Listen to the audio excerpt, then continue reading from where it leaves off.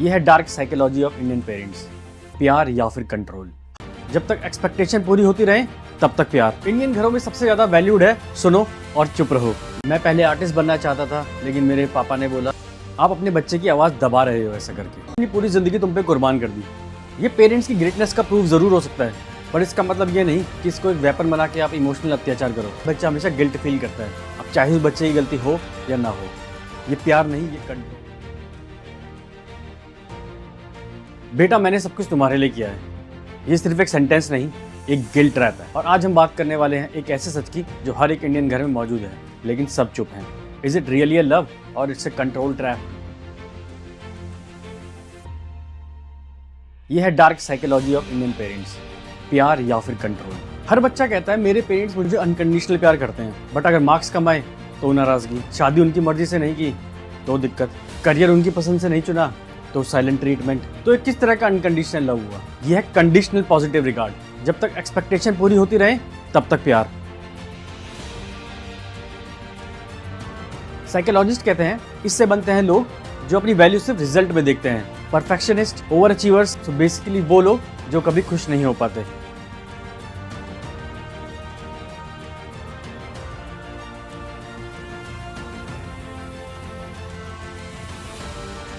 Indian घरों में सबसे ज्यादा वैल्यूड है सुनो और चुप रहो। लेकिन बच्चा जब अपनी खुद की आइडेंटिटी डेवलप नहीं कर पाता तो वो रेबल बनता है या फिर जिंदगी भर दूसरों को खुश करने में लगा रहता है। मैं पहले आर्टिस्ट बनना चाहता था, लेकिन मेरे पापा ने बोला कि आप इंजीनियर बन जाओ, सेफ रहेगा।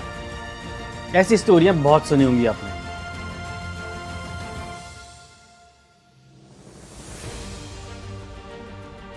Obedient is not always the respect. आप अपने बच्चे की आवाज दबा रहे हो ऐसा करके।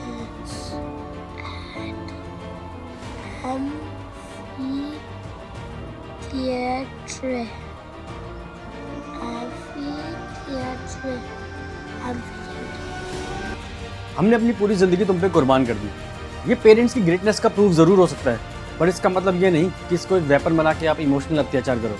अरे कुछ तो सीख अपने भाई से, बेअकल। हूँ यार, मैं बेअकल हूँ, मैं नालायक। पर नहीं पढ़ना है मुझे, फॉर्म नहीं करनी आईआईटी। मेरा जो मैंने वो ना करूँ मैं। घर के अंदर एक परमानेंट गिल्ट का क्लाउड बन जाता है, और इस क्लाउड के अंदर बच्चा हमेशा गिल्ट फील करता है, अब चाहे उस बच्चे की गलती हो या ना हो। ये प्यार नहीं, ये कंट्रोल है। क्या आपने कभी सोचा है आप हमेशा अच्छे नंबर लाते रहे इसलिए आपको अपने माता पिता का प्यार मिलता रहा? अगर आप कभी फेल हो जाते तो ये होता है अचीवमेंट बेस्ड वर्थ। जब बच्चा प्यार को सक्सेस से लिंक कर देता है तो वो फेलियर से डरने लग जाता है। मेरे जैसे भरे पड़े आईआईटी में, कभी उससे पूछा उसका क्या मन है करने का, कभी मुझसे पूछा था। अनुज है ना, अनुज मेरे रूममेट, वो भी आया आईआईटी में अपने माँ बाप का सपना पूरा करने, सुसाइड कर लिया उसने। नहीं, और जब फिर बच्चे का डर बढ़ जाता है तब फिर डिप्रेशन, एंग्जाइटी और ब्रेकडाउन्स। हमारे पेरेंट्स भी इसी ट्रॉमा से गुजरे हैं। उनके पेरेंट्स ने भी यही करा, उनको समझाया नहीं, उनको दबाया, और वो भी अब यही कर रहे हैं। साइकिल कंटिन्यू कर रहे हैं, और ये होता है जनरेशनल ट्रॉमा। इसका मतलब पेन को ट्रांसफर किया जाता है एक जनरेशन से दूसरे जनरेशन में, डीएनए नहीं, बिहेवियर से। बचपन में जो नेग्लेक्ट मिला वो पेरेंटिंग का तरीका बन गया। मैंने तुम्हारे लिए क्या कुछ नहीं किया, मैंने सब कुछ छोड़ दिया। ये सेक्रीफाइस नहीं, ये लोन है। और जब प्यार एक लोन बन जाता है तो बच्चा जिंदगी भर उस लोन को चुकाता रहता है, चाहे वो खुद को ही क्यों ना खोले। But true love is free. बच्चे पैदा करने का आइडिया किसका था? आपका, करेक्ट? और फिर जो चाहा उनके साथ किया, व्हाटएवर यू वांट, ओके? और फिर ब्लेम भी हम पे ही डालते हो। एंड इसे टफ है। What do you mean by tough है मैन? टफ है माय फुट। सेक्रीफाइस बिना एक्सपेक्टेशन के होता है, इमोशनली मैनिपुलेट करने के लिए नहीं। हर घर का ट्रेडिशन है। शर्मा जी के बेटे को देखा है? ये कंपैरिजन इंडिया के हर घर में होता है। चेंज कहाँ से शुरू होगा? Self awareness, therapy, boundaries.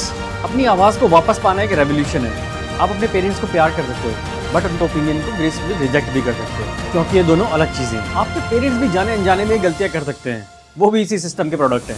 Forgiveness का मतलब उनके इस बिहेवियर को जस्टिफाई करना नहीं होता। इसका मतलब ये है कि अपने ऊपर से ये बर्डन उठाना। हीलिंग तो तभी होती है जब आप अपने अंदर के बच्चे को एक्सेप्ट कर लेते हैं। तो क्या आप भी एक ऐसे घर में बड़े हुए हैं जब प्यार कम, कंट्रोल ज़्यादा मिला?